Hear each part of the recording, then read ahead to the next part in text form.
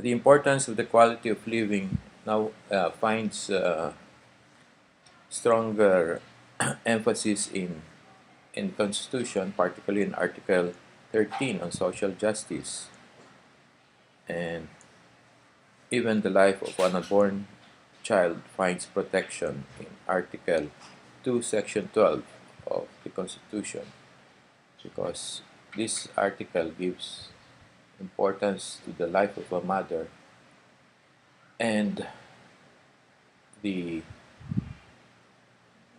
unborn child from the period of conception.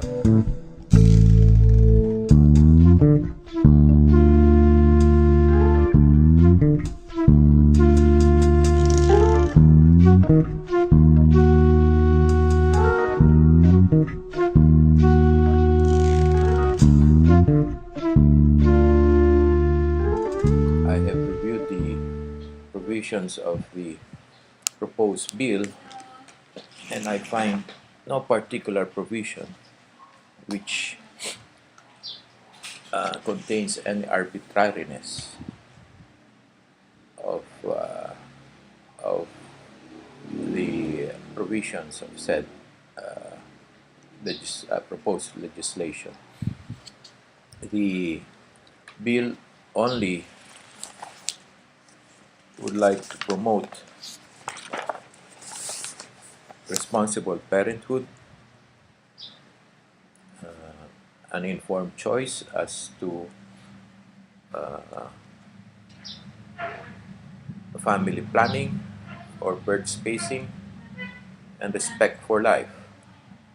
It provides access to medically safe, legal, and affordable reproductive health services.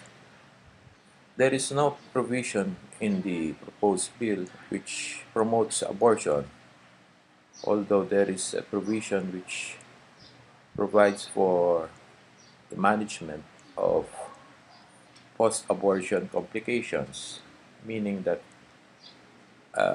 an individual who had undergone abortion and later faces medical complications would be provided post-abortion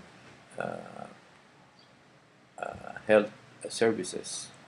The bill also promotes the aspect of sex education, which would be available to the youth who have reached the appropriate age to understand the issues on sex education. This is quite important because Filipino families usually do not discuss these matters about sex, because the parents would normally be shy to discuss this with their children. Making this a mandatory subject in the schools would help educate the youth about the pitfalls of early sex. The bill only provides for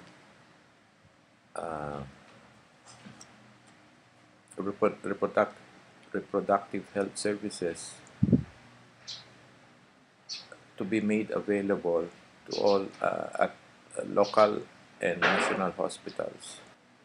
While it promotes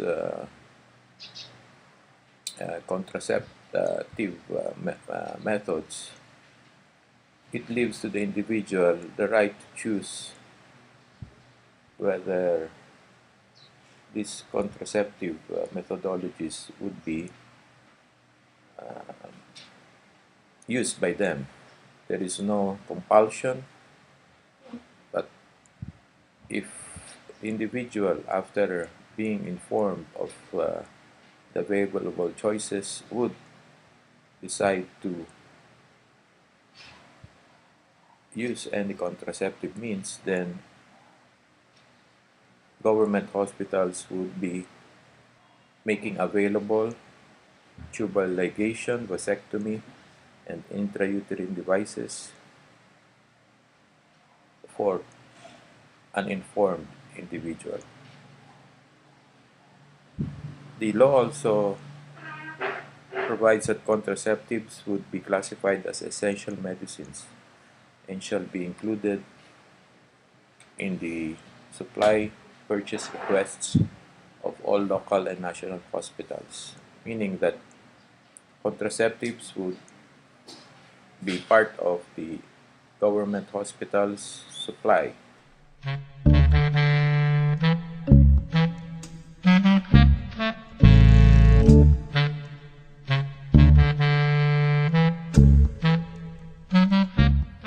There is basically no arbitrariness in the provisions of the law because the government has to balance the interest between an individual's belief, whether religious or otherwise, to the right to procreate and bear children without any limitation. The government's interest is to promote the general welfare, and therefore the exploding population needs to be checked.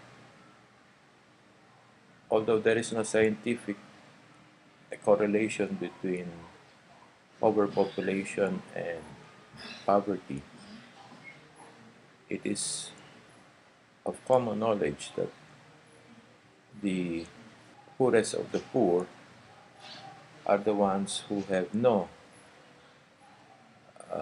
notion about family planning and the essential the essential importance of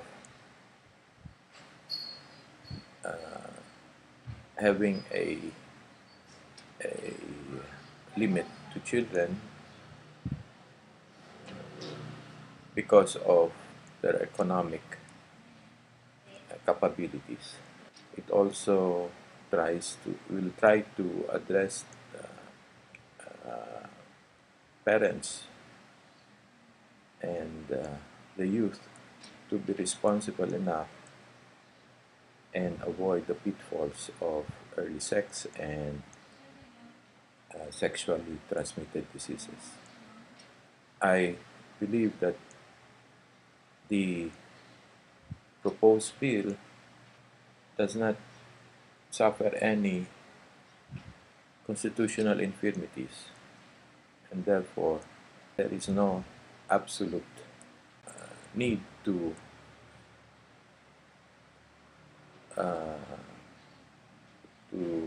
defeat the bill as a number of critics have espoused.